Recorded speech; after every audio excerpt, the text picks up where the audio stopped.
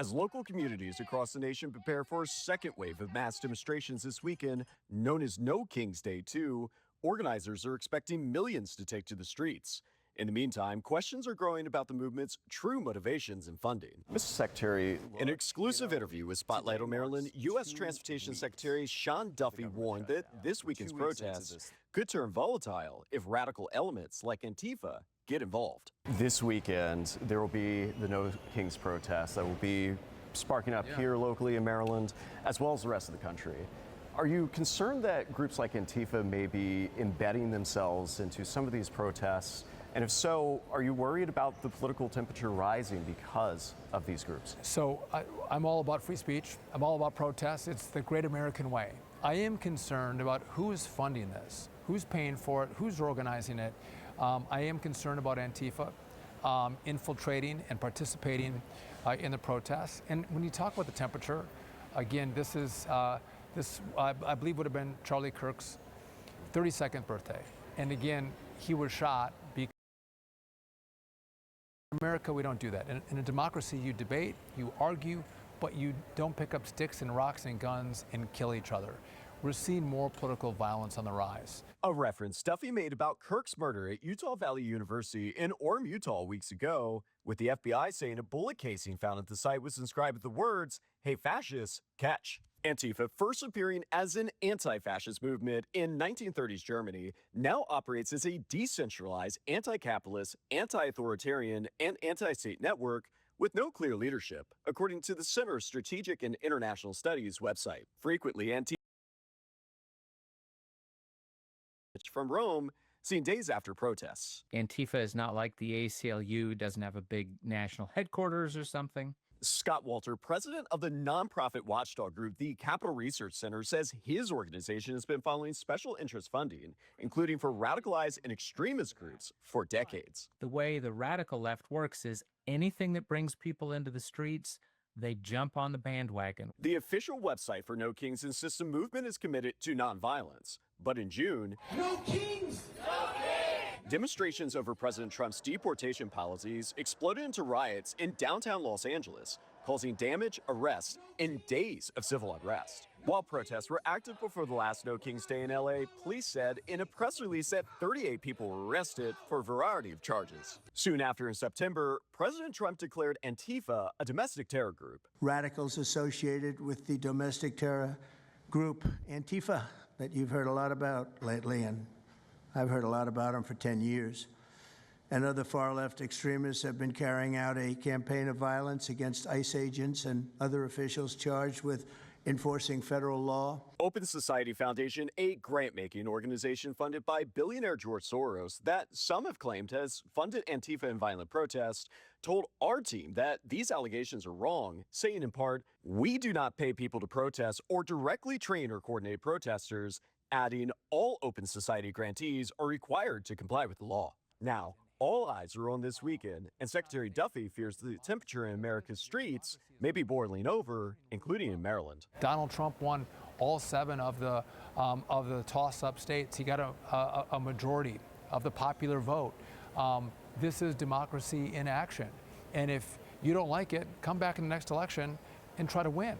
But stop with the heightened language, because people are taking that to heart and they're picking up guns and they're doing really nasty, destructive things. And so I think that's going to play out this weekend with the No Kings protest. Again, we don't have a king, we had an election, and Donald Trump crushed the election, he won. So enough with your mischaracterization of who we are as a country and how Donald Trump actually came to power. Our team will follow protests closely this weekend throughout Maryland and nationally. I'm Gary Collins with Spotlight on Maryland. Spotlight on Maryland reached out to organizers of the No Kings protest for comment. So far, they have not heard back. The No Kings protest is set to happen here at the Capitol Saturday. Governor Greg Abbott says he's deploying the National Guard and DPS personnel to help deter any potential violence. However, protest organizers are pushing back, saying they've urged participants to protest peacefully.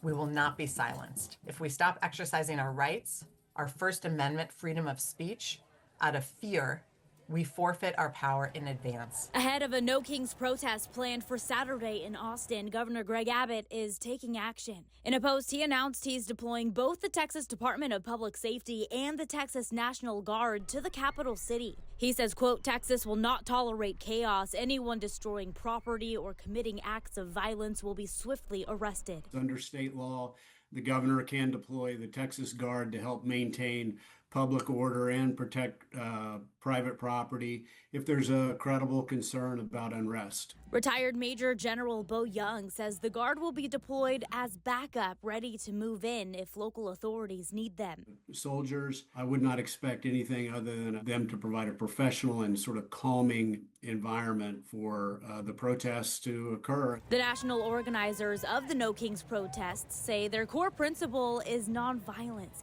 committing to peaceful, lawful action at every event. They might try to paint this weekend's events as something dangerous to our society. But the reality is there is nothing unlawful or unsafe about organizing and attending peaceful protests. In response to the governor's announcement, Austin police released a statement saying they fully support and uphold the community's constitutional right to peacefully assemble. They add, we will work as needed with our law enforcement partners to support public safety and ensure events remain peaceful and orderly. In this country, everyone is entitled to their beliefs and to act on them lawfully without fear of punishment, no matter what the government in power happens to think of those beliefs. Now, Governor Abbott hasn't said whether he plans on deploying the National Guard to other Texas cities where protests are planned, but the protest here in Austin is set to get started at the state capitol at 2 p.m. Saturday. Reporting live in Austin, Farrah Walton, CBS Austin News.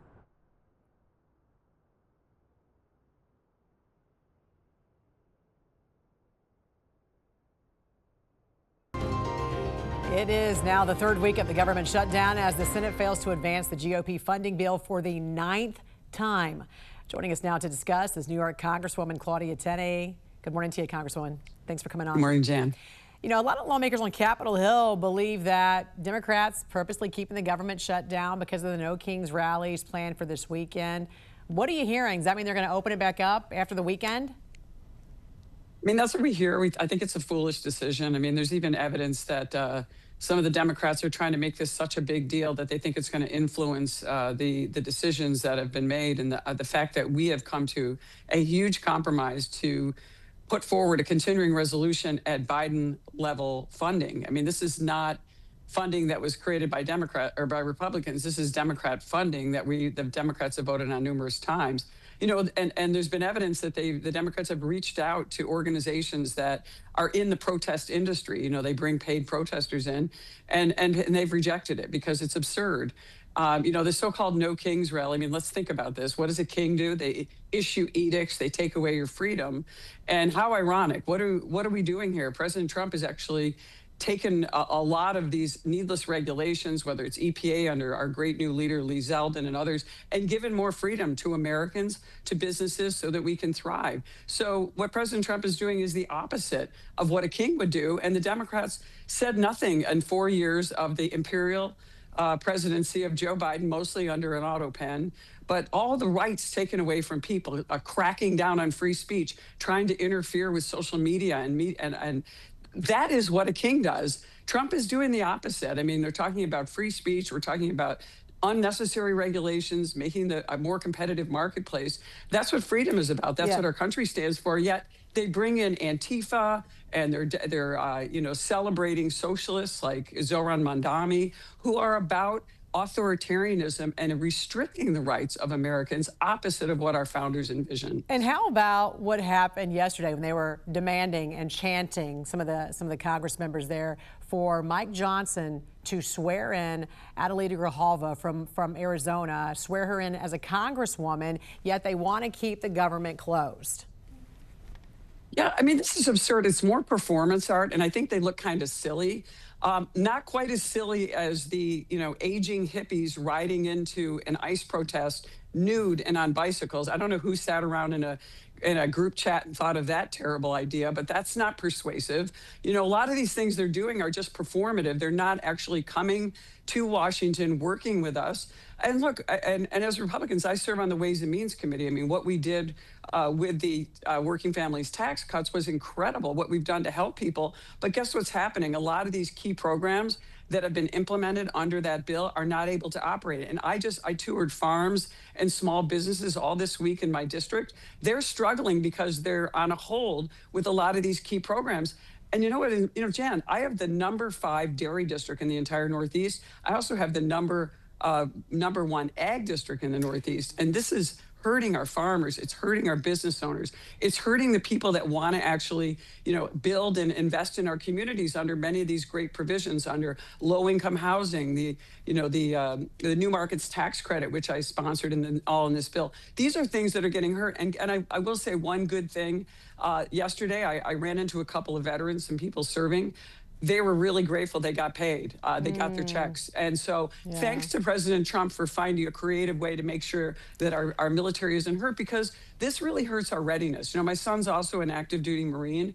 This hurts our readiness. This is a signal to our allies that we're not serious, that we're not going to continue to make sure that we provide the very best for our defense and for our security. And this undermines all of that. And yet Chuck Schumer and Hakeem Jeffries, who, by the way, both from New York City, both from New York State, both served in the New York State legislature, I think their leadership is showing that they're very poor and they're setting a very bad tone and weakness for the Democrats going forward. And how long can we sustain this? As you said, thank goodness that we were able to get our service members paid, but that was this time. What about next time? And what do you say to those dairy farmers and those egg farmers in your state?